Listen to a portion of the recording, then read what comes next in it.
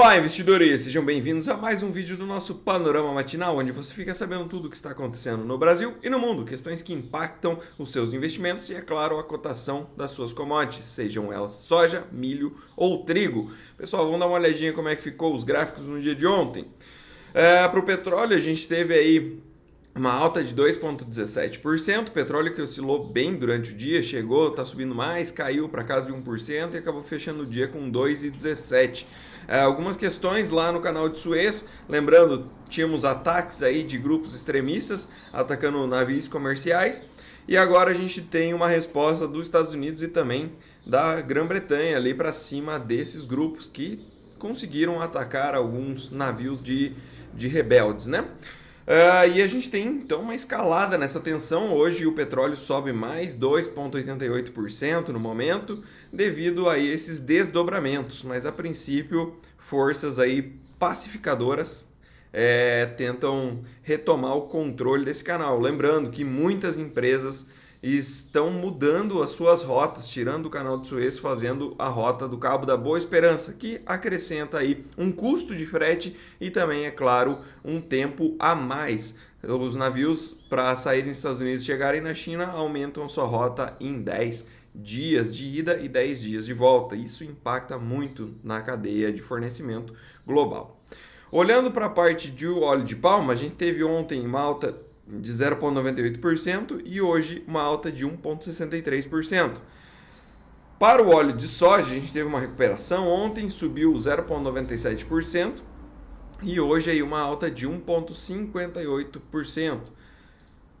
Para a parte da soja, a soja tentou trabalhar no campo positivo, mas acabou fechando aí no 0 a 0 ontem, né? Soja lá nos Estados Unidos está complicado, ainda segue caro contra outras origens e a gente vê hoje uma recuperaçãozinha aí subindo 6 cents por bushel, 0,53% de alta. Lembrando que hoje é um dia muito importante, pois teremos o relatório do USDA que deve mexer aí nos seus dados, né? Principalmente aqui para a América do Sul. Para a parte do farelo, a gente teve mais um dia de queda. Ontem caiu 0,58%, hoje vem com uma alta tímida de apenas 0,11%. O trigo, pessoal, mais um dia de queda em cima daquela região de suporte, já temos vários toques aqui, né? Tá se consolidando como um suporte realmente muito forte, essa região dos 6,04, né? Então a gente teve um toque aqui, mais um toque aqui, mais um toque aqui. Então, vários toques nessa região, tá, pessoal? Quantos mais toques, mais essa região tende a ficar mais forte, mais relevante. Então, caso o preço saia daqui e faça mais um movimento altista, a gente pode esperar o mercado indo buscar lá a região dos 6,48. E caso ele venha a perder, bom, a gente deve olhar ali para as mínimas de novembro de 2023 no primeiro momento, na casa de 5,58. Olhando para o milho lá em Chicago, tivemos uma queda também no dia de ontem, caiu 0,38% e hoje aí no 0 a 0. Aqui no Brasil, o contrato que vai vencer em janeiro, dia 15 deste mês, teve uma queda também, queda de 1,15%, cotado aí a 68,90. E no contrato de março a gente também teve uma queda de mais ou menos aí 1%, cotado a R$ 70,95. Então, o mercado de milho aqui deu uma pesada. Basicamente, o que a gente pode aferir sobre essa movimentação é que está saindo o importador da jogada. Fica só o milho para o mercado interno, diminuindo a demanda, você acaba tendo remarcações de preços aí, basicamente porque a legítima oferta e demanda, né? A gente ainda tem milho para negociar. Hoje a relação entre milho e soja ela ainda favorece a venda do milho e segurar a soja, então acaba que o milho acaba sofrendo aí nesse jogo, nesse xadrez, né? Olhando o clima, pessoal, a gente tem perspectiva de chuva lá para o Mato Grosso, chuvas que variam de 20 a 50 milímetros, Chove basicamente em todo o território mato-grossense, a gente deve ver chuvas em Goiás também, metade de Minas Gerais, boas chuvas também em São Paulo. Aqui para o sul, chuvas mais amenas que ficam no tom de 5 a 20 milímetros. Lembrando que majoritariamente 5 milímetros aí é a perspectiva de acumulados para os próximos 5 dias, segundo o modelo americano. Pelo modelo europeu, a gente tem também volumes bons de chuvas lá no Mato Grosso, alguma área mais ao norte ali com menos volume, né, caindo cerca de 5 a 15 milímetros, mas na grande maioria aí fica com tons de 25 a 50 milímetros. Também boas chuvas para Goiás, mesmo caso para Minas Gerais, que deve chover cerca de 50 milímetros na metade do estado ali. São Paulo também com boas chuvas, cerca de 50 milímetros. E aqui para o sul, o modelo europeu traz um pouco mais de chuvas, né? Então a gente tem aí volumes que saíram de 5 milímetros ali no modelo americano para volumes de 15 a 20 milímetros no modelo europeu. Pessoal, aqui é o relatório da Conab, saiu quarta-feira, trazendo aqui para vocês o que eles mudaram, né? Então a gente teve uma perspectiva da produção de soja para essa próxima safra caindo de 160 milhões de toneladas para 155, um corte de 5 milhões de toneladas aqui. E para o milho a gente teve um corte mais tímido, né, de 900 mil toneladas. Isso aqui olhando já para a safra 23-24, né? Somando as 3 safras, ok?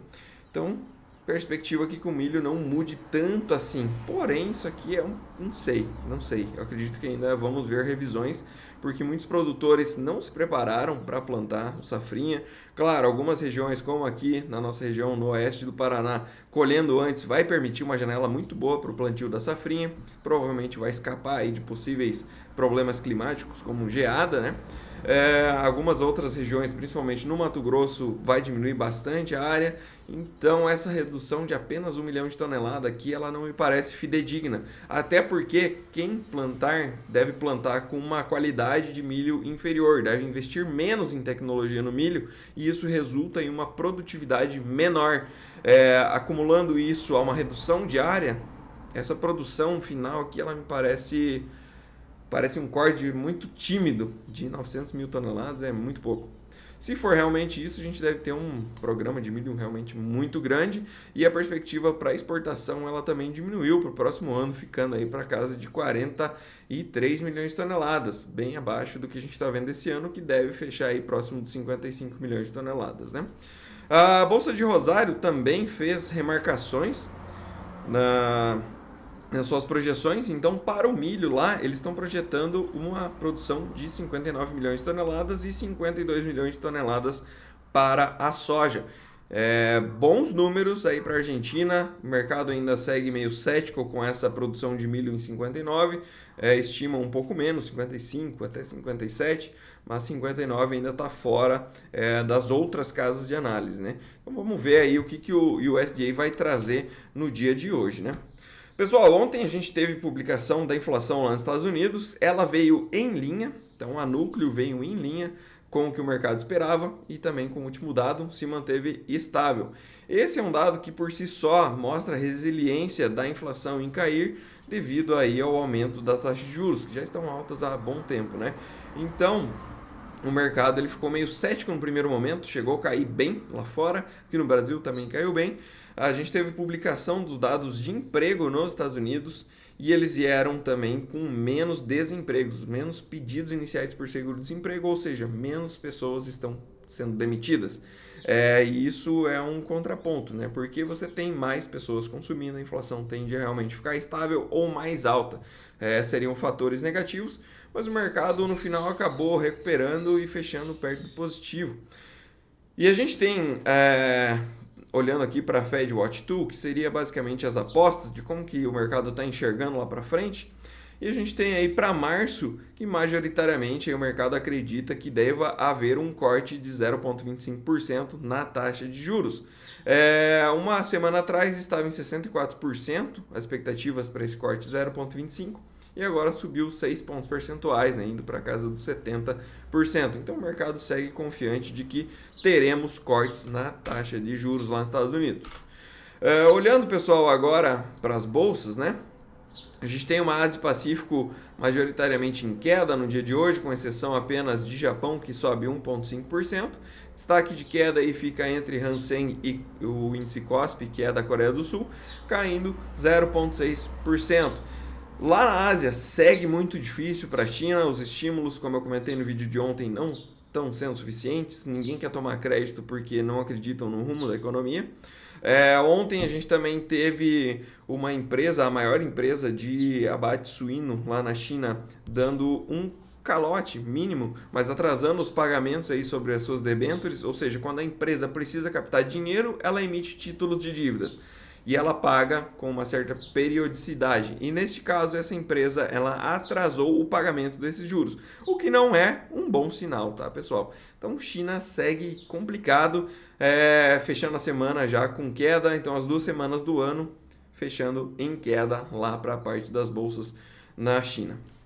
Olhando para a Europa, a gente tem um dia mais positivo. O nosso termômetro aqui, Eurostoxx 50, sobe 0,71%. Tivemos hoje publicação de dados do PIB lá na Europa também, que animaram os mercados. E a gente tem um destaque de alta para a Bolsa da Itália, que sobe 0,83% no momento. Todas elas sobem, né? Está disputando aqui o primeiro lugar com o CAC 40, que é a Bolsa francesa. Para a parte de futuros, temos S&P 500 caindo 0,11% e Nasdaq caindo 0,23%. Ontem fechou como? Nasdaq no 0 a 0 e S&P com uma queda de 0,07%, uma queda bem tímida. Aqui no Brasil também uma queda bem leve de 0,15% para o nosso índice Ibovespa, principal índice acionário do nosso país.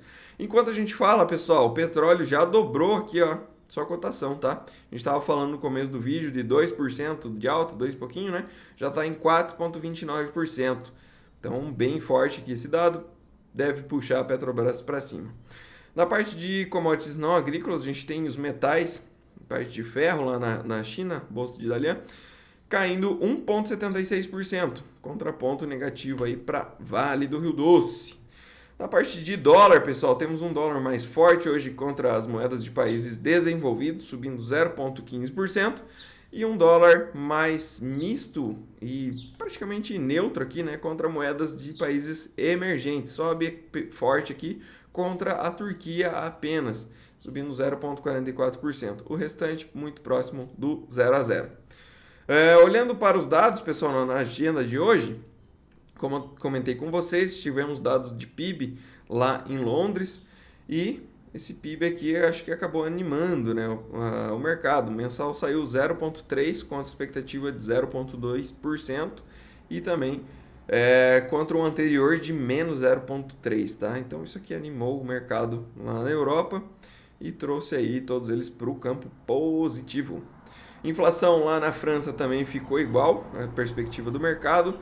0,1%, outro ponto que pode ter animado os mercados por lá. Hoje a gente vai ter às 10h30 da manhã o índice de inflação ao produtor, tá lá nos Estados Unidos, é um dado importante também, e se ele vier mais alto, a gente deve entender que no mês que vem a gente deve ver uma inflação mais alta também ao consumidor. Então, dado importante às 10h30 da manhã, e a gente vai ter também o relatório WSDA, às 2 horas da tarde, que é o relatório de oferta e demanda lá nos Estados Unidos, tá, pessoal? Então, um dado muito relevante aqui para a parte das commodities. Vamos ficar bem atentos como é que vai vir esses dados, o que eles vão mexer, se eles vão mexer bastante aqui na América do Sul ou se eles vão ser mais conservadores. Eu acredito que eles venham mais agressivo nesse relatório, como de costume. O primeiro relatório do ano, eles tendem a ser menos conservadores, né? Então, vamos ver como é que fica expectativa de produção para o Brasil, e eles devem mexer na América do Sul, devem mexer nas perspectivas de exportação dos Estados Unidos, de como é que devem se encerrar os programas lá em agosto deste ano. Então seriam esses os dados mais importantes do dia. Pessoal, grande abraço, nos vemos novamente semana que vem. Não esquece de deixar o seu like, compartilhar esse vídeo e, é claro, se inscrever no nosso canal. Ativando o sininho, você recebe notificação sempre que tiver um novo vídeo aqui. Lembrando, não só o vídeo, mas como os shorts que a gente publica com as atualizações durante o dia. Pessoal, grande abraço, bom final de semana a todos.